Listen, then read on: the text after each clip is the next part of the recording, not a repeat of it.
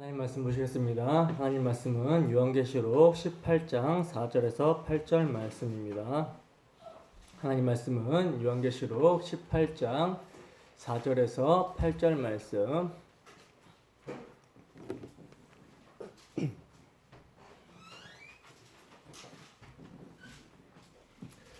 다 찾으셨으면 함께 한 목소리로 합독합니다. 시작. 또 내가 들으니 하늘로부터 다른 음성이 나서 이르되 내 백성아 거기서 나와 그의 죄에 참여하지 말고 그가 받을 재앙들을 받지 말라. 그의 죄는 하늘에 사무쳤으며 하나님은 그의 불의한 일을 기억하신지라. 그가 준 그대로 그에게 주고 그의 행위대로 갑절을 갚아주고 그가 섞은 잔에도 갑절이나 섞어 그에게 주라. 그가 얼마나 자기를 영화롭게 하였으며 사치하였든지 그만큼 고통과 애통함으로 갚아주라. 그가 마음에 말하기를 나는 여왕으로 앉은 자요 과부가 아니라 결단코 애통함을 당하지 아니하리라 하니 그러므로 하루 동안에 그 재앙들이 이르리니 곧 사망과 애통함과 흉년이라. 그가 또한 불에 살라지리니 그를 심판하시는 주 하나님은 강하신 자이심이라. 아멘. 잠깐 기도하겠습니다. 사랑의 하나님 아버지, 이 시간 주의 말씀이 선포되는 시간입니다. 부족한 사람이 그리스도의 피 흘리심 의지하여 그 피를 뒤집어 쓰고 이 자리에 섰사오니 저의 자치는 감춰주시고 저희 입에 주의 말과 저의 마음에 주의 마음을 허락하여 주셔서 이 시간 본문을 통해 선포되는 말씀이 전해질 때 듣는 자나 전하는 자나 서로 간에 주 성령의 하나 되게 하심의 역사로 말미암아 충만한 시간이 되게 하시고 우리 주 예수 그리스도 복음으로 말미암아 함께 기뻐하며 즐거워하며 감사하며 하나님을 예배하는 시간 될 수 있도록 함께하여 주시옵소서. 감사드립니다. 거룩하신 예수님 이름으로 기도드립니다. 아멘. 하루 동안에 라는 제목으로 하나님 말씀 증거하도록 하겠습니다. 여러분 지난 시간에 우리가 함께 살펴본 말씀의 제목 기억나십니까? 설교 제목 기억나시나요? 내 백성아 거기서 나와라 라는 제목으로 우리가 함께 말씀을 살펴봤었죠. 어떻게 한 주 동안 내 백성아 거기서 나와라 이렇게 말씀하시는 하나님의 말씀을 듣는 자로 사셨습니까? 여러분 듣는다라는 것은 순종한다라는 것이죠. 어떻게 하나님의 말씀을 듣고 순종하는 자로 사셨습니까? 여러분 주님께서는요 오늘도 당신의 백성들을 거기서 나와라 이렇게 말씀으로 부르시고 있습니다. 본문 4절 보겠습니다. 함께 했습니다. 시작. 또 내가 들으니 하늘로부터 다른 음성이 나서 이르되 내 백성아 거기서 나와 그의 죄에 참여하지 말고 그가 받을 재앙들을 받지 말라. 아멘. 보시면 오늘도 뭐라고 해요? 내 백성아 거기서 나와라 이렇게 말씀하고 있죠. 여기서 여러분 하나님께서 부르시는 대상이 누굽니까? 내 백성이에요. 내 백성. 하나님께서 창세전에 애정하시고 택하신 자들, 당신의 아들에게 맡기신 자들, 내 백성입니다. 그러니까 내 백성은 뭘 한다는 거예요? 내 말을 듣고 거기서 나온다라는 거죠. 요한복음 10장 27절에서 28절 말씀입니다. 함께 읽습니다. 시작. 내 양은 내 음성을 들으며 나는 그들을 알며 그들은 나를 따르느니라. 내가 그들에게 영생을 주노니 영원히 멸망하지 아니할 것이요 또 그들을 내 손에서 빼앗을 자가 없느니라. 아멘. 보시면 예수님께서 뭐라고 말씀하십니까? 내 양은 내 음성을 듣는다 그러죠. 그리고 예수님은 자기 양들을 아신대요. 그리고 그 양들은 예수님의 음성을 듣고 예수님을 따른다라고 말씀하고 있다는 거예요. 바로 이들이 영생을 얻기로 작정이 된 하나님의 자녀들, 하나님의 백성들이라는 거죠. 그래서 하나님께서는요 오늘도 자기 백성을 부르십니다. 내 백성아 거기서 나와라 이렇게 부르시고 있다는 거예요.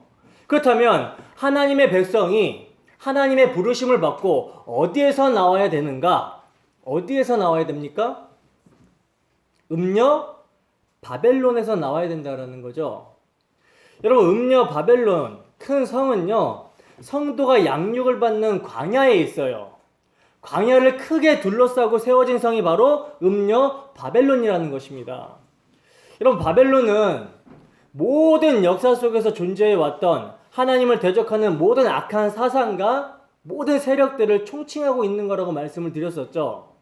그게 여러분, 시대마다 다른 옷을 입고 등장을 하고 있다는 거예요. 하나님의 대적들이. 여러분, 우리는요, 태어날 때부터 아담 안에서 죄와 허물로 죽은 상태, 그러니까 하나님과 단절이 된 상태에서 스스로 하나님처럼 되고자 하는 자기 중심성의 죄성을 가지고 태어났고, 또 자랄 때도 어떻게 자랍니까? 하나님이 없다고 하는 악한 사상과 체계 속에서 인간 중심적 사고를 학습하며 세상의 영광과 세상의 힘을 추구하면서 경쟁하면서 자라왔다는 거예요. 그러니까 우리는 죄인으로 태어났고, 날 때부터 죄인으로 태어났고, 바벨론의 사상과 사고 체계를 학습하면서 살아왔다라는 거죠. 그래서 여러분, 음녀 바벨론의 영광은요, 타락한 죄인들에게는 거부할 수 없는 너무나 아름답고 치명적인 매력을 가지고 있는 것입니다. 온 세상이 여기에 취해 있어요. 모두가 취해 있는 이곳에서 스스로 정신을 차리고 빠져나올 수 있는 자들은 단 한 사람도 없습니다. 모두가 율법의 공의 아래, 죄 아래, 심판 아래, 진노 아래 있다는 거죠. 그러나 여기에서 하나님께서 부르신 자들이 있죠. 내 백성아, 이렇게 부르신 자들이 있어요. 여러분, 하나님께서 내 백성아 라고 하면서 부르신 자들은요, 이 죄와 허물로 죽은 상태에서 살아나게 됩니다. 그리고 그렇게 살아나게 되니까 예전에 몰랐고 예전에 보이지 않았던 것들이 보이기 시작하는 거예요. 뭐가 보이기 시작합니까? 자신의 죄가 뭔지가 보이기 시작하고, 또 그전에는 세상의 실체가 너무나 당연하듯이 살아왔었는데 세상의 실체가 어떤지가 보이게 된다라는 거예요. 그리고 이제 예전에 죄와 허물로 죽어 있을 때에는 그 음녀 바벨론의 영광이 굉장히 아름답고 매력적으로 보였었는데, 우리 주 예수 그리스도의 영광이 환하게 드러나게 된 십자가로 말미암아 눈을 떠서 세상의 실체를 보게 되니까 이제 어떻게 보여요? 그게 귀신의 처소와 각종 더러운 영이 모여있는 곳, 각종 더럽고 가증한 새들이 모여있는 곳, 심판받을 곳으로 보이는 거예요. 공중 권세를 잡은 자 마귀에게 장악된 지옥으로 보이게 되는 것입니다. 여러분, 우리가 하나님의 백성이 맞다면 오늘도 주의 말씀을 통해서 세상의 실체를 밝히 바로 볼 수 있어야 되는 거예요. 그리고 그 세상의 사상과 사고 체계에서 빠져나와야 되는 것입니다.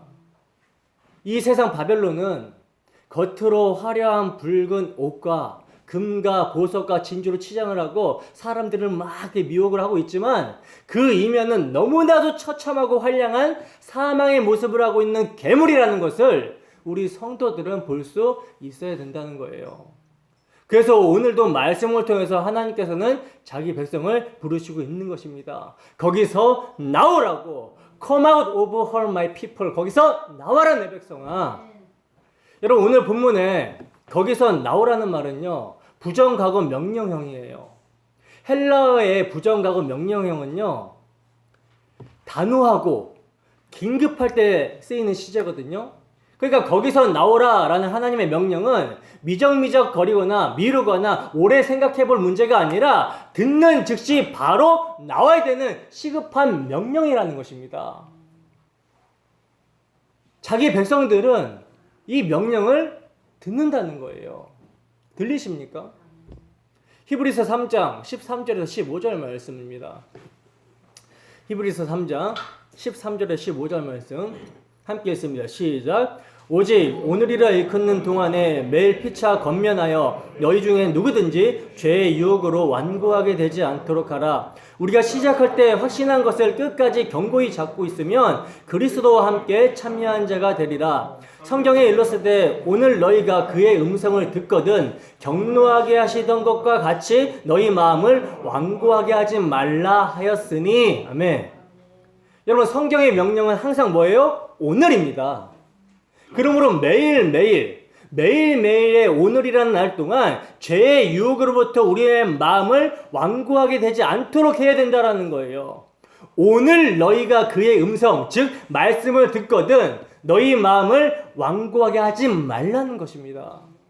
여러분, 성경 하나님의 말씀은요, 어제나 오늘이나 영원토록 동일하신 예수 그리스도의 말씀이에요. 그러므로 오늘 우리 모두는 음녀 바벨론에게서부터 나오라는 하나님의 말씀을 들어야 되는 것입니다. 거기서 나와서 그들의 죄에 참여하지 말고 그들이 받을 재앙을 받지 말라는 하나님의 말씀을 들어야 된다는 거죠. 여러분, 죄로부터 구원을 주시는 하나님의 능력이 뭐예요? 복음이에요. 그죠? 복음입니다. 여러분, 죄로부터 구원을 주시는 하나님의 능력이 복음이기 때문에 반드시 택하신 자는 듣게 되어 있어요. 듣는 자가 택하신 하나님의 백성입니다. 여러분, 구약 성경은 우리의 거울이라고 그랬죠. 우리의 거울. 그래서 하나님께서 자기 백성을 그 음녀 바벨론으로부터 어떻게 빠져나오게 하시는지 우리가 이제 구약 성경을 통해서 좀 살펴보도록 하겠습니다. 창세기 11장 2절과 4절 그리고 9절 말씀 함께 읽어보도록 하겠습니다. 시작.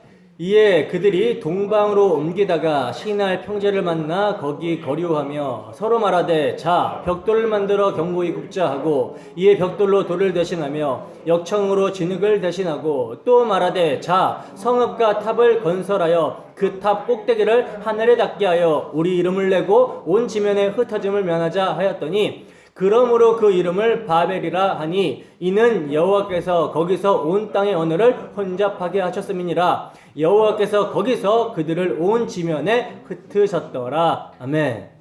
자, 여러분, 하나님께서는 홍수로 죄로 간영한 세상에 대한 심판을 하십니다. 심판을 하시는데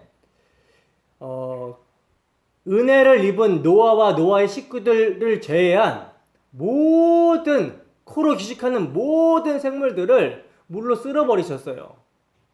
그리고 나서 이제 노아와 언약을 하시는데 뭐라고 언약을 하십니까? 노아가 제단을 쌓고 그리스도를 상징하는 정결한 짐승을 제물로 드리자 하나님께서는 노아의 제사를 받으시고 다시는 홍수로 심판을 하지 않겠다라고 약속을 하셨죠. 그래서 그 증거로 뭘 주셨어요? 무지개를 증거로 언약을 확정하는 증거로 표징으로 주시면서 뭐라고 말씀하십니까? 사람이 어려서부터 악하기 때문에 너희는 내가 보낼 여자의 후손, 즉 그리스도의 희생으로만 살 수 있다. 이것을 믿고 의지할 때 나는 너희를 심판하지 않을 거야. 이게 여러분 노아 언약이에요. 그죠? 근데 노아 이후에 그 후손들이 이제 번성하기 시작하고 퍼지기 시작하고 퍼져나가게 되는데 노아의 후손들이 노아에게 세우신 하나님의 언약을 믿습니까? 믿지 않습니까? 믿지를 않죠. 그래서 노아 후손들이 무슨 짓을 하고 있어요? 이제 하나님께서 홍수를 내리시더라도 우리가 멸망하지 않을 수 있게 하늘에 닿는 탑을 쌓자. 우리가 우리의 이름을 내고 우리의 이름을 위해 우리의 영광을 위해서 살자. 인간의 힘으로 위대한 일을 행해보자 하면서 탑을 쌓았던 것입니다. 하나님께서 하늘에서 그것을 보시는데 어떻게 했어요? 어처구니가 없으시겠죠. 그래서 하나님을 무시하고 하나님의 언약을 믿지 않는 그들의 언어를 어떻게 해버립니까? 흩으심으로 심판해 버리셨어요. 그리고 그 지역의 이름을 바벨, 혼잡함이라고 지으십니다. 이게 여러분 성경에 등장하는 첫 바벨의 심판이에요. 그리고 이렇게 흩어버린 이곳이요, 다시 뭐가 되냐면 문명의 발상지가 됩니다. 이곳은 이제 시날 평지고 유프라데스 강과 티그리스 강이 흐르는 지역이기 때문에 굉장히 살기 좋은 지역이라 자연스럽게 또다시 도시가 건설이 되었다는 거예요. 근데 바로 이 도시에, 그곳에 누가 살고 있었습니까? 믿음의 조상 아브라함이 살고 있었죠. 하나님께서 그곳에 살고 있던 아브라함을 불러내셔서 가나안으로 가게 하시는 거예요. 여호수아 24장 2절에서 5절 말씀입니다. 여호수아 24장 2절에서 5절 말씀 함께 읽어보겠습니다. 시작. 여호수아가 모든 백성에게 이르되 이스라엘의 하나님 여호와께서 이같이 말씀하시기를 옛적에 너희의 조상들 곧 아브라함의 아버지 나홀의 아버지 데라가 강 저쪽에 거주하여 다른 신들을 섬겼으나 내가 너희의 조상 아브라함을 강 저쪽에서 이끌어내어 가나안 온 땅에 두루 행하게 하고 그의 씨를 번성하게 하려고 그에게 이삭을 주었으며 이삭에게는 야곱과 에서를 주었고 에서에게는 세일산을 소유로 주었으나 야곱과 그의 자손들은 애굽으로 내려갔으므로 내가 모세와 아론을 보내었고 또 애굽에 재앙을 내렸나니 곧 내가 그들 가운데 행한 것과 같고 그 후에 너희를 인도하여 내었노라. 아멘. 자, 보시면 하나님께서 이스라엘의 조상 아브라함의 아버지 데라 그리고 그 조상들이 이제 강 저쪽 갈대아 우르에서 살았을 때 그 강 저편에서 살았을 때 거기서 이끌어내어 오게 했다는 거예요. 왜 하나님께서는 아브라함을 굳이 갈대아 우르에서 떠나게 했을까요? 떠나서 가나안 땅으로 가게 했을까요? 왜냐면요, 하나님을 떠나 인간 스스로의 힘의 원리로 살아가는 그것이 곧 장망성임을 가르치기 위해서라는 거예요. 그래서 4,000년 전에 이미 수세식 화장실이 있었던 메소포타미아 문명의 발상지인 그 갈대아 우르에서 아브라함을 꺼내신 거라는 거죠. 여러분, 갈대아는 다른 말로 하면 바벨이거든요. 바벨론이에요. 그러니까 믿음의 조상인 아브라함은 갈대아, 즉 바벨론에서 나와서 광야를 거쳐 가나안으로 들어가야 되는 하나님의 백성들 전체의 삶을 미리 보여주고 있었다라는 것이죠. 그래서 그가 누구예요? 믿음의 조상인 거예요. 그러면 이제 아브라함의 후손 이스라엘을 왜 하나님께서 나일강 유역의 그 삼각주 땅인 풍요의 땅 애굽에서 끌고 나와서 광야를 거쳐 가나안 땅으로 끌고 갔는지 이해가 되시죠? 그죠? 우리는 하나님을 떠나 인간 스스로의 힘을 추구하고 인간 스스로의 영광과 즐거움을 추구하는 쾌락의 도시 바벨론의 삶의 원리대로 살아서는 안 된다라는 것을 성경은 보여주고 있는 거라는 거죠. 가나안 땅에 여러분 들어가서도 마찬가지예요. 하나님께서는요, 이스라엘 백성들이 가나안 땅에 들어가서도 그들이 어떻게 살아가야 되는지 모세를 통해서 말씀해 주시고 있는데 신명기 보겠습니다. 신명기 7장 16절입니다. 함께 했습니다. 시작. 내 하나님 여호와께서 내게 넘겨주신 모든 민족을 내 눈이 긍휼히 여기지 말고 진멸하며 그들의 신을 섬기지 말라. 그것이 내게 올무가 되리라. 아멘. 보시면 여호와께서 이스라엘 백성들이 가나안에 들어가게 되면 어떻게 하라고 말씀하고 계시죠? 가나안에 살고 있는 모든 민족을 한 사람도 남기지 말고 모두 어떻게 해버려라? 진멸해버려라. 그들의 신을 섬기지 말라고 하나님께서 명령하십니다. 여러분, 이 말은요, 하나님을 떠나 살아가는 세상은요, 심판의 대상이라는 거예요. 심판의 대상이기 때문에 그들의 죄에 참여하지 말고 그들을 떠나라는 메시지인 것입니다. 그러니까 세상이 추구하는 힘의 원리와 자기 배를 위한 우상 숭배의 삶은 너희의 삶 속에서 씨를 말려버려야 된다라는 의미라는 거예요. 하나님의 백성은 오직 유월절 어린 양의 피의 희생으로 이스라엘을 구속하신 하나님만을 의지해서 살아야 그것이 참다운 삶이고 영생이다라는 것을 말씀해주고 있는 거라는 거죠. 근데 이스라엘 백성들이 그 하나님의 말씀을 들어요, 안 들어요? 안 듣죠? 안 듣기 때문에 하나님께서는 항상 징계의 채찍을 이스라엘 백성들에게 대셨던 거예요. 이사야서 2장 6절 말씀입니다. 함께 했습니다. 시작. 주께서 주의 백성 야곱 족속을 버리셨음은 그들에게 동방 풍속이 가득하며 그들이 블레셋 사람들과 같이 점을 치며 이방인과 더불어 손을 잡아 언약하였습니다. 아멘. 보시면 지금 이방인들과 언약을 맺은 이스라엘 백성들을 하나님께서 버리시겠다라고 경고를 하고 있는 말씀이거든요. 여기서 여러분, 이방인들과 언약을 맺었다라는 것은요, 하나님께서 이스라엘 백성들에게 세워주신 유월절 어린 양의 피의 은혜를 짓밟았다라는 것이고 다윗에게 세워주신 메시아 언약을 버렸다라는 거예요. 그리고 이방 나라의 세상 정신과 삶의 원리를 받아들였다라는 것을 말하는 것입니다. 이게 이제 이방과 언약을 했다라는 거죠. 하나님께서는 그것을 철저하게 막으시기 위해서 너희는 가나안을 침멸하라 라고 말씀하셨고, 이방인과 통혼하지 말고 교류하지 말라라고 말씀하셨는데 이들이 말을 듣습니까? 듣지 않는다라는 거죠. 자, 그러면 계속해서 이스라엘이 조심해야 될 이방 땅이 어떤 땅인지 한번 보겠습니다. 이사야서 2장 7절에서 9절 말씀 함께 읽습니다. 시작. 그 땅에는 은금이 가득하고 보화가 무한하며 그 땅에는 마필이 가득하고 병거가 무수하며 그 땅에는 우상도 가득하므로 그들이 자기 손으로 짓고 자기 손가락으로 만든 것을 경배하며 천한 자도 절하며 귀한 자도 굴복하니 그들을 용서하지 마옵소서. 아멘. 여러분, 인간이 하나님 말고 힘을 삼을 수 있는 모든 것이 있는 땅, 이 땅이 여러분 이방 땅이래요. 다른 말로 바벨론입니다. 그래서 하나님께서는요, 끝까지 이 세상의 삶의 원리를 고수하는 자들을 가리켜서 이방인들과 언약을 맺은 자다라고 말씀하고 있는 거라는 거죠. 그리고 그들은 반드시 어떻게 된다? 심판을 받으리라 라고 천명을 하시고 있다라는 거예요. 그렇다면 여러분, 이 말을 듣는다면, 하나님이 이런 경고의 메시지를 듣는다면 어떻게 해야 되겠어요? 거기서 나와야겠죠. 그 나오는 자들이 누구다? 하나님의 백성이라는 것입니다. 그러므로 여러분, 우리는 이 세대를 분별하면서 동시에 우리의 죄에 대해서도 죽어야 되는 거예요. 이게 여러분 이 세상에서 나오는 것이며 예수 믿는 것입니다. 그래서 하나님께서는요, 당신의 백성들이 예수를 믿는 자로, 영생을 얻는 자로 살 수 있도록 모든 일이 합력할 선 자체이신 예수를 믿게 하시기 위해서 징계를 하시면서 우리를 끌고 가시는 거예요. 하나님의 전지전능하신 능력으로 그분의 백성들에게 계속해서 거기서 나와라 이렇게 명령을 하고 계시는 것입니다.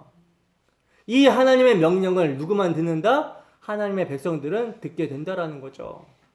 양들이 오로지 자기 목자의 음성만을 알아듣고 그 음성만을 쫓아가듯이 하나님의 백성들은 참 목자이신 하나님의 말씀을 알아듣고 거기서 나오게 된다라는 거예요. 여러분, 제가 하나 질문 하나 하겠습니다. 여러분들이 가던 길을 멈추고 완전히 반대 방향으로 돌아 나오는 것을 뭐라 그러죠? 메타노이아, 회개라 그러죠. 하나님의 백성은요, 거기서 나와라 라는 하나님의 말씀을 듣고 날마다 그리스도와 함께 죄에 대해서는 죽었다 여기고 하나님에 대해서는 산 자로서 회개의 삶을 살게 되는 거라는 것입니다. 에스라 9장 5절에서 6절 말씀입니다. 에스라 9장 5절에서 6절 말씀, 자, 함께 읽어봅니다. 시작. 저녁 제사를 드릴 때 내가 근심 중에 일어나서 속옷과 겉옷을 찢은 채 무릎을 꿇고 나의 하나님 여호와를 향하여 손을 들고 말하기를, 나의 하나님이여, 내가 부끄럽고 낯이 뜨거워서 감히 나의 하나님을 향하여 얼굴을 들지 못하오니 이는 우리의 죄악이 많아 정수리에 넘치고 우리 허물이 커서 하늘에 미침이니이다. 아멘. 여러분 보세요. 하나님의 자녀들은요, 거기서 나와라 라는 하나님의 말씀이 떨어지면 천부여 오지옵소서 손들고 옵니다 하고 그 길에서 돌이켜 나오게 된다라는 것입니다. 여러분, 우리 주 예수 그리스도의 십자가를 바라보면서 세상의 종말을 보시고 우리의 종말과 연한을 생각하시기 바랍니다. 말세에 고통하는 자들에게서 돌아서야 된다라는 거예요. 그게 예수 믿는 것입니다. 여러분, 모든 죄와 의와 심판의 기준은 예수 그리스도예요. 예수님을 제대로 믿으시기를 바랍니다. 자, 본문 5절 보겠습니다. 함께 했습니다. 시작. 그의 죄는 하늘에 사무쳤으며 하나님은 그의 불의한 일을 기억하신지라. 아멘. 자, 여러분, 하나님께서 내 백성아 거기서 나와 그의 죄에 참여하지 말고 그가 받을 재앙을 받지 말라고 하시면서 자기 백성을 어떻게 거기서 나오게 하시는지, 여기에 대해서 이제 우리가 살펴봤다면 이제 심판받게 되는 세상의 죄가 무엇인지, 또 하나님께서 기억하시는 그들의 불의가 무엇인지 이제 여기에 대해서 한번 함께 살펴보도록 하자고요. 자, 여기서 여러분 우리는 죄의 기준을 제대로 알아야 되는데 죄의 정의와 기준을 우리는 바르게 알고 있어야 된다는 거예요. 왜냐하면 세상에서 통용이 되는 죄와 죄에 대한 시각과 성경에서 말하는 죄에 대한 시각이 전혀 다르기 때문이라는 거죠. 여러분, 세상에서는요, 그리스도를 믿지 않는 것을 절대로 죄라고 말하지 않습니다. 그죠? 특히 우리나라는 뭐가 있어요? 종교의 자유를 말하고 있기 때문에 그 자유가 타인에게 해를 끼치지만 않는다면 어떤 종교를 믿든 또는 믿지 않든 상관하지를 않아요. 세상에서는요, 헌법만 제대로 잘 지키면 죄가 아니고 종교에서는요, 윤리와 도덕과 양심에 따라 살아가기만 하면 죄가 아니에요. 그러나 성경에서는 죄를 어떻게 정의합니까? 그리스도를 사랑하지 않는 것으로 규정해버립니다. 뭐 최고의 윤리를 가졌든지 아니면 고매한 인격을 갖춘 사람이든지 또는 양심이 바른 사람이든지 할 것 없이 상관없이 그리스도를 믿지 않는다면 뭐예요? 그는 하나님이 보실 때 진노를 받아야 될 죄인으로 성경은 규정을 하고 있다는 거예요. 반면 세상에서는 악하다고 말하는 살인자라 할지라도 흉악한 범죄자라 할지라도 그가 정말 자신의 죄가 무엇인지를 깨닫고 자신의 죄인됨을 고백하면서 그를 위해서 흘리신 그리스도의 피, 십자가의 공로를 믿고 의지하게 된다면 그 사람은 죄인이 아니라 의인이라는 칭함을 받게 된다는 거예요. 과거에 그 사람이 뭘 했든지 상관하지 않고 현재 그리스도를 믿는가? 이것만을 성경은 묻습니다. 따라서 죄를 세상에 통용되는 상식으로 판단을 하게 된다면 결국 죄에 대해서 대단한 오해를 가질 수밖에 없다는 거예요. 여러분, 사람은요, 태어나면서부터 죄에 대한 교육을 받아요. 어릴 때부터 부모로부터 이제 이러이러한 행동은 착한 행동이야, 이러한 행동은 나쁜 행동이야 라는 것을 부모의 말을 들으면서 자랍니다. 또 학교에 가서는 뭘 배웁니까? 도덕이라는 과목을 통해서 죄가 무엇인지 또 무엇이 나쁜 짓인지 이걸 배우게 돼요. 그리고 더 나아가 자기 경험을 통해서 스스로 이제 나쁜 것과 옳은 것을 터득해 가기도 하죠. 그러므로 여러분, 사람은 누군가를 의지해서 죄에 대한 판단을 내리는 것이 아니라 자기의 경험과 상식과 교육을 기준으로 해서 판단을 하게 된다는 거예요. 그러나 여러분, 성경을 보면요, 죄에 대한 분명한 기준이 있죠. 마가복음 16장 15절에서 16절 말씀입니다. 마가복음 16장 15절에서 16절 말씀 함께 읽습니다. 시작.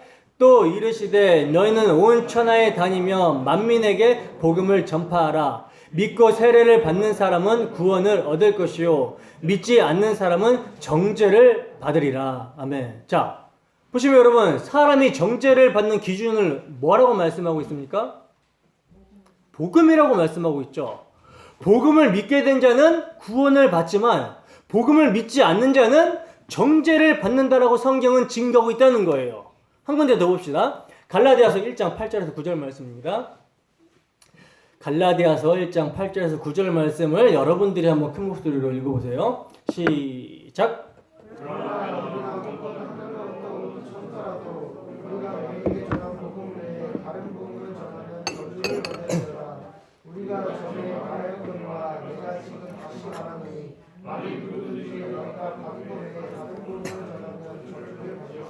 아멘. 자, 보시면 지금 사도 바울도 지금 어떻게 말씀하고 있어요? 어떻게 말씀하고 있습니까?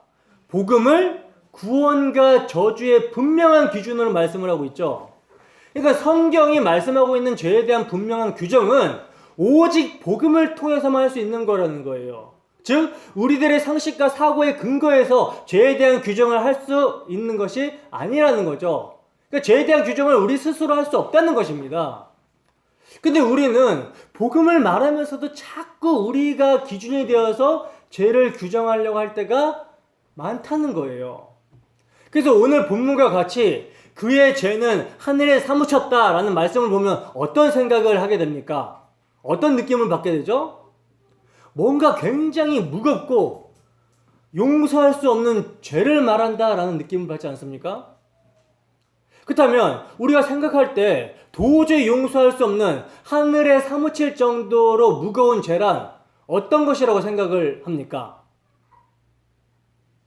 만약 인간관계에서 등장하는 죄라면 요즘 이슈가 되고 있는 N번방, 그 조주빈? 조주빈입니까? 조주빈처럼 악랄한 죄라든지 아니면 반인륜적으로 부모, 자식, 형제 뭐 이걸로 죽였다거나 아니면 혁명을 한다고 사람을 어마어마하게 죽인 나치나 공산주의의 악행을 말할 때 하늘에 사무친다라고 말을 할 수가 있겠죠. 그러니까 우리는 죄가 하늘에 사무쳤다라는 것을요, 하늘이 진노할 만큼 무거운 죄라고 생각을 한다는 거예요. 천인공노, 하늘과 인간이 함께 격분하고 노할 그런 죄라고 생각을 해버린다라는 거죠. 결국 뭡니까? 이런 생각은 죄를 가벼운 것과 무거운 죄로 구분하도록 해버려요. 그래서 사람들은요, 가벼운 죄에 대해서는 조금 안심을 합니다. 그리고 무거운 죄에 대해서는 불안해한다라는 거예요. 우리의 모습이 그렇지 않습니까? 거짓말이나 남을 뒤에서 욕하는 것이나 뭐 이런 것들은 가볍다고 생각하니까 가벼운 마음으로 일상에서 쉽게 해버리죠. 그죠?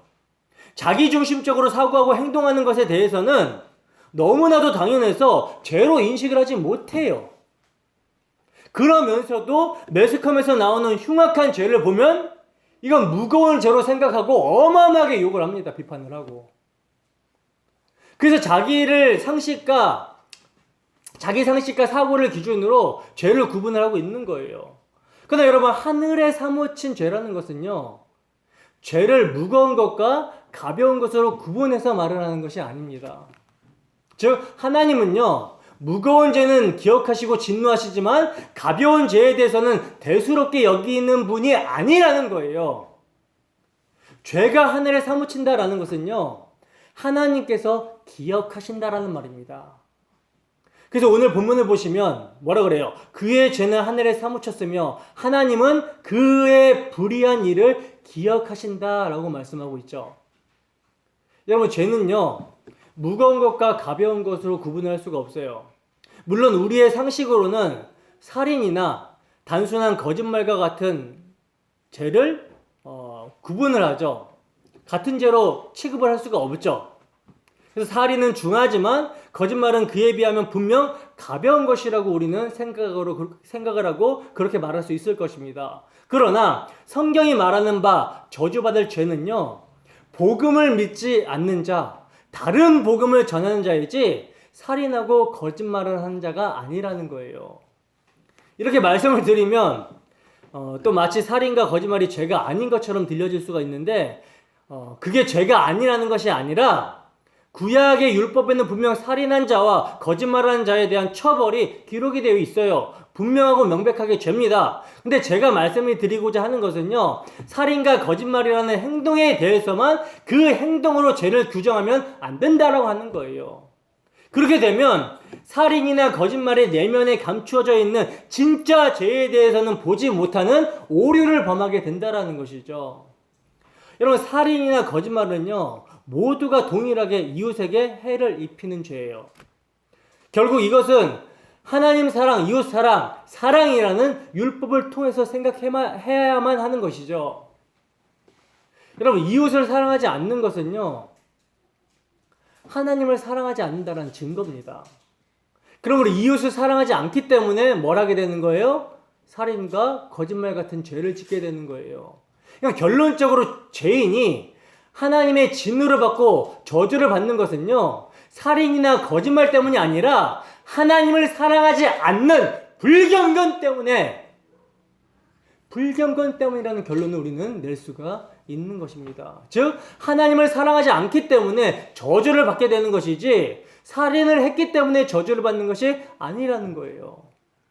그러므로 여러분, 세상이 도덕과 윤리라는 명목으로 여러 가지로 구분해 놓은 소위 죄의 행동이라는 것을 하나로 모으면요, 하나님을 사랑하지 않음이라는 불경건이라는 이 하나로 모아지게 된다라는 거예요. 이건 여러분 다른 말로 하면 자기 사랑이다라고 말할 수 있겠죠. 이게 여러분 불경건입니다. 로마서 1장 18절에서 23절 말씀과 28절에서 32절 말씀 함께 읽어보겠습니다. 시작. 하나님의 진노가 불의로 진리를 막는 사람들의 모든 경건하지 않음과 불의에 대하여 하늘로부터 나타나나니 이는 하나님을 알만한 것이 그들 속에 보임이라. 하나님께서 이를 그들에게 보이셨느니라. 창세로부터 그의 보이지 아니하는 것들 곧 그의 영원하신 능력과 신성이 그가 만드신 만물에 분명히 보여 알려졌나니 그러므로 그들이 핑계하지 못할지니라. 하나님을 알되 하나님을 영화롭게도 아니하며 감사하지도 아니하고 오히려 그 생각이 허망하여지며 미련한 마음이 어두워졌나니 스스로 지혜 있다 하나 어리석게 되어 썩어지지 아니하는 하나님의 영광을 썩어질 사람과 새와 짐승과 기어다니는 동물 우상의 모양으로 바꾸었느니라. 또한 그들이 마음에 하나님 두기를 싫어하며 하나님께서 그들을 그 상실한 마음대로 내버려 두사 합당하지 못한 일을 하게 하셨으니 곧 모든 불의, 추악, 탐욕, 악의가 가득한 자요 시기, 살인, 분쟁, 사기, 악독이 가득한 자요 수군수군하는 자요 비방하는 자요 하나님께서 미워하시는 자요 능욕하는 자요 교만한 자요 자랑하는 자요 악을 도모하는 자요 부모를 거역하는 자요 우매한 자요 배약하는 자요 무정한 자요 무자비한 자라. 그들이 이 같은 일을 행하는 자는 사형에 해당한다고 하나님께서 정하심을 알고도 자기들만 행할 뿐 아니라 또한 그런 일을 행하는 자들을 옳다 하느니라. 아멘. 보시면 여러분 정확하게 하나님을 사랑하지 않는 거, 마땅히 하나님을 예배해야 되는 피조물들이 자신을 사랑하고 자신의 영광을 예배하며 살아가게 되는 것을 뭐라 그래요? 우상 숭배라고 하며, 이 우상 숭배에서 뭐가 나와요? 이웃에게 해를 끼치는 모든 죄악들이 나타나게 되는 거예요. 이게 음녀의 금전에 취해 있는 세상의 모습이라는 거죠. 하나님께서는 바로 이것을 기억하신다라는 것입니다. 본문 7절입니다. 본문 7절 한번 함께 읽습니다. 시작. 그가 얼마나 자기를 영화롭게 하였으며 사치하였든지 그만큼 고통과 애통함으로 갚아주라. 그가 마음에 말하기를 나는 여왕으로 앉은 자요 가부가 아니라 결단코 애통함을 당하지 아니하리라 하니. 아멘. 자, 여러분 보시면 하나님께서 진노하시는 죄, 즉 하늘에 사무친 죄가 무엇인가를 지금 7절에서는 분명하게 말씀을 하고 있어요. 그죠? 하나님께서 기억하시는 죄에 대해서 분명하게 말씀하고 있는데 그게 뭡니까? 그게 뭐냐면 그것은 자기를 영화롭게 하고 사치한 거라고 말씀하고 있다는 거예요. 여러분 우리는 죄가 무엇인지 성경적으로 정의를 바르게 해야 되는 것입니다. 여러분 세상에서는요 자기를 영화롭게 하고 사치하는 것을 죄로 보지 않아요. 물론 이제 단지 도덕적 차원에서 좋지 않은 것으로는 규정을 할 수가 있어요. 자기 치장이 심하고 허영이 심하면 부러우니까 좀 재수없게 볼 수 있죠. 그러나 국법에서는 어떻게 봅니까? 자기를 영화롭게 하고 사치한 것에 대한 처벌 규정이 없어요. 즉 죄로 여길 수가 없다라는 것이죠. 그러나 성경에서는요 세상이 죄로 여기지 않는 것을 어떻게 표현하고 있습니까? 하늘에 사무친 불의라고 말씀하고 있다는 것입니다. 그리고 더 나아가서 그만큼 고통과 애통으로 갚아주라 이렇게 저주를 하신 만큼 하나님이 진노하시는 죄로 말씀을 하고 있다는 거예요. 그렇다면 왜 자기를 영화롭게 하는 것과 사치하는 것이 하늘의 죄가 사무칠 만큼 불의가 되는 것인가? 왜 불의가 되는 것입니까? 여러분 불의란 뭐예요? 불의란 하나님의 의에 순종치 않는 것을 말하는 것이죠. 그렇다면 자기를 영화롭게 하는 것과 사치가 어떻게 해서 하나님의 의와 연관이 있는 것인가? 어떻게 연관이 있는 것입니까? 여러분 자기를 영화롭게 한다는 것은요. 자기를 영화롭게 한다는 것은 인간 본분에서 벗어난 거예요. 하나님이 인간을 만드신 목적이 뭡니까, 여러분? 인간을 영화롭게 하기 위해서입니까? 아니죠. 하나님께서 인간을 창조하신 목적은 인간을 통해서 하나님을 영화롭게 하기 위해서 창조를 하셨어요. 인간을 영화롭게 하기 위해서가 아니라 인간을 통해서 하나님이 영광을 받으시기를 위해서 인간을 창조하신 것입니다. 이게 창조의 목적이에요. 그렇기 때문에 이 창조의 목적으로 인간이 살아갈 때 가장 행복할 수가 있습니다. 그러니까 결국 창조주 하나님과 피조물된 인간 관계에서 나타난 의란 하나님을 영화롭게 해야 된다라는 거죠. 근데 인간이 자기를 영화롭게 한다라는 것은 뭡니까?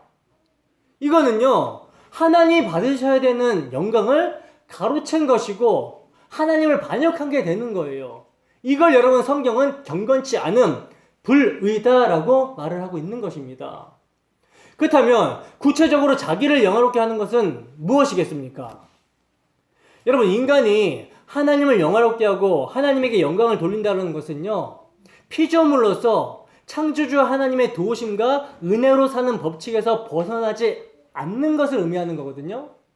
근데 피조물이 이를 망각해버리고 마치 자신의 능력과 자신의 재주를 가지고 살아갈 수 있는 것처럼 착각을 해버린다면 바로 그것이 자기를 영화롭게 하며 살아가고 있는 불이고 경건치 않음이라는 거예요.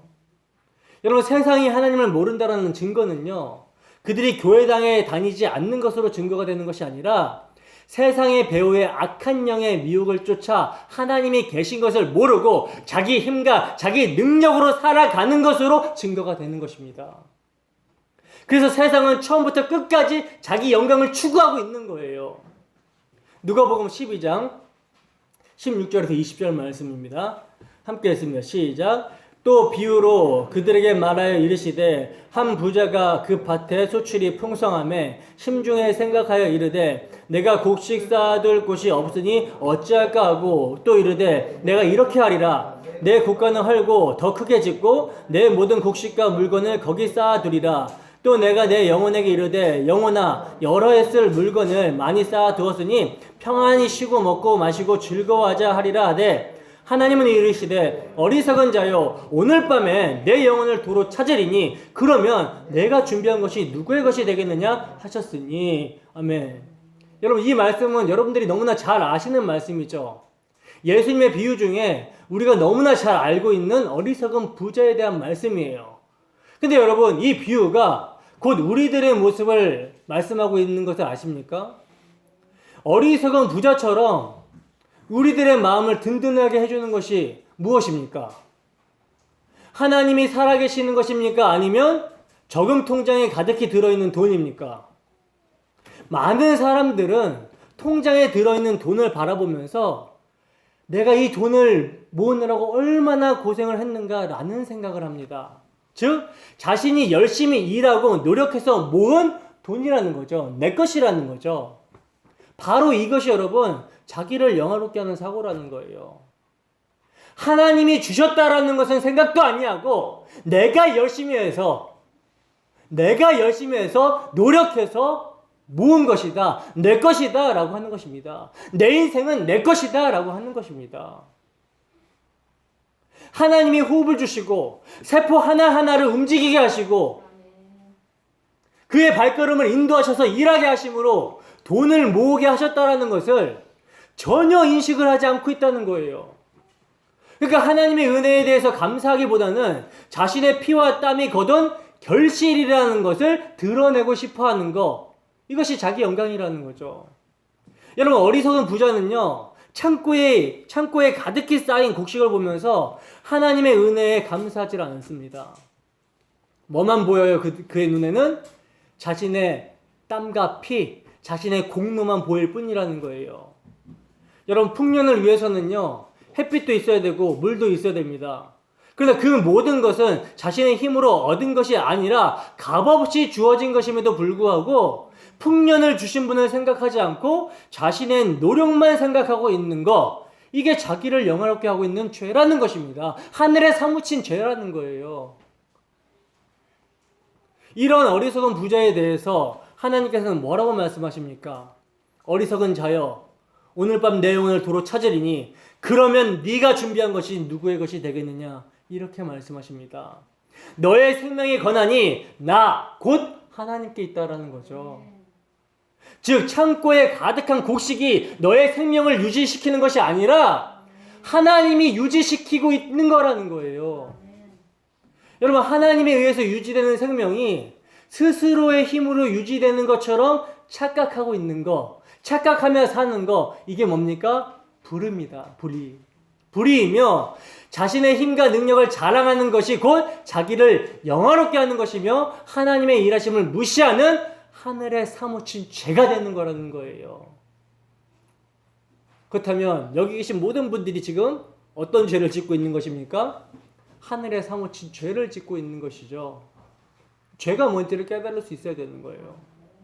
계속해서 본문 7절을 보시면 그 마음에 말하기를 뭐라고 합니까? 나는 여왕으로 앉은 자요 가부가 아니라 결단코 애통함을 당하지 아니하리라 하니 라고 말씀하고 있는데, 여러분 이것이 자기를 영화롭게 하는 자의 마음이에요.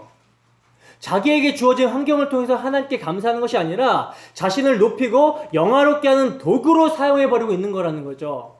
그래서 자신에게 주어진 좋은 환경을 믿어버리고 그 좋은 환경이 있기 때문에 나는 결코 애통함을 당하지 않는다라고 하면서 자신만만해하는 거, 얼마나 여러분 어리석은 모습입니까? 이런 마음이 곧 자기를 영화롭게 하는 거예요. 좋은 환경이 있으면 그 환경도 하나님에 의해서 주어진 것임을 모르는 모습이라는 것이죠. 여러분, 이러한 마음은요, 뭐와 연결이 됐냐면 사치와 연결이 됩니다. 흔히 생각하기를 우리는 사치를 어떻게 생각합니까? 가소비라고 생각을 하죠. 즉 호화로운 것이 사치라고 생각을 하지만 이것은 여러분 애매한 말이에요. 호화롭다, 사치하다, 가소비하다 이런 말을 할 때는요, 분명한 기준이 제시가 되어야 됩니다. 호화롭다라고 할 때 어느 정도까지를 호화로운 것이다 라고 말할 수 있겠습니까? 또 어느 정도가 사치하지 않는 것입니까? 옷 한 벌을 살 때 얼마 이상을 사야 사치라고 그러죠? 보통 수입보다 지출이 많으면 가소비다, 사치다 라고 말을 하지만, 그러나 그렇게 사치를 정의해버리면요, 수천만 원 버는 사람이 자신의 수입 한도 안에서 마음대로 쓰는 것에 대해서는 사치라고 말할 수가 없는 것이죠. 그러니까 여러분, 오늘 본문에서 말하는 사치란 그런 의미의 사치를 말하는 것이 아니라는 거예요. 말씀드린 대로 우리들에게 주어진 모든 것은 하나님에 의해서 주어지게 되는 것입니다.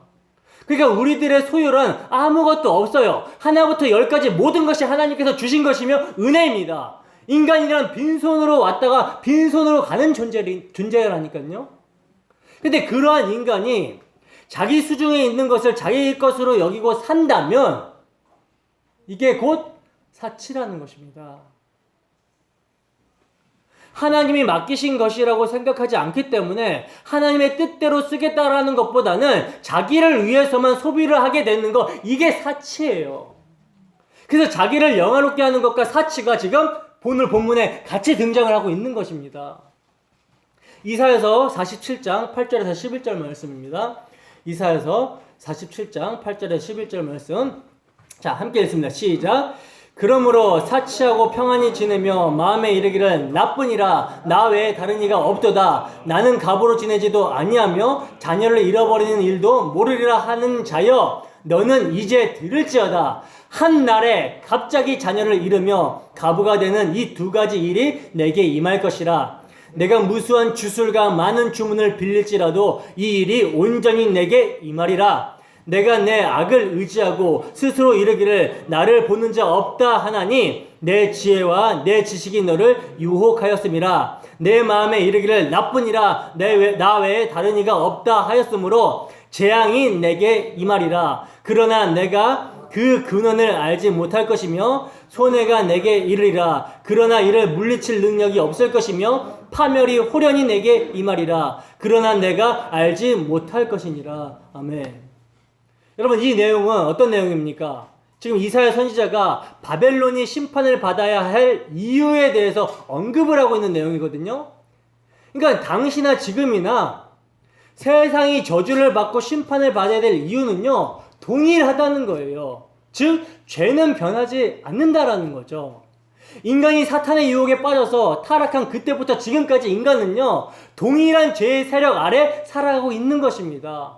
그것이 뭐예요? 곧 자기를 영화롭게 하는 것과 사치라는 것이죠. 다시 말해서 하나님 없이 자신의 능력과 힘을 믿고 살아가는 것, 내가 이만큼 이루었다라고 하면서 자화자찬하면서 자기를 가시하는 목적으로 인생을 살아가는 거, 이것이 불의이며 하늘에 사무친 죄입니다. 여기서 온갖 악들이 퍼져 나오는 거예요. 발화가 돼서. 여러분, 경제가 어려워서 세상이 어수선해도 마음이 든든한 사람들이 있습니다. 바로 돈 있는 사람들이죠. 어려운 세상에서 남들은 다 애통함을 당한다라고 해도 나는 그런 일이 없다라고 스스로 믿어요. 왜? 돈 있고 능력이 있기 때문에 자신에게는 애통함이 닥치지 않는다라고 하는 것이죠. 여러분, 이것이 하나님의 일하심을 믿지 않는 마음에서 나오는 불의함입니다. 여러분, 이러한 불의함에 대해서 하나님께서는 어떻게 갚으신다라고 말씀합니까? 본문 6절 보겠습니다. 본문 6절 함께 읽습니다. 시작. 그가 준 그대로 그에게 주고 그의 행위대로 갑절을 갚아주고 그가 섞은 잔에도 갑절이나 섞어 그에게 주라. 아멘. 보시면 그가 준 그대로 그에게 주고 그의 행위대로 갑절을 갚아주고 그의 섞은 잔에도 갑절이나 섞어 그에게 주라, 이렇게 말씀을 하고 있죠. 여기서 여러분, 갑절을 갚아주고 갑절이나 섞어 그에게 주라, 이 말은요 수학적인 의미로서의 갑절을 말하는 것이 아니에요. 그것이 아니라 형벌에 대한 하나님의 그 죄에 대한 진노, 형벌에 대한 확고함을 말하고 있는 거예요. 확고함. 여러분, 이러한 음녀 바벨론에 대한 심판, 여기에 미혹되어 취해 있는 세상에 대한 하나님의 심판은 뭐하다? 확고하다라는 것입니다. 그리고 그 심판은요, 여러분, 우리 주 예수 그리스도의 십자가에서 이미 임했어요. 본문 8절입니다.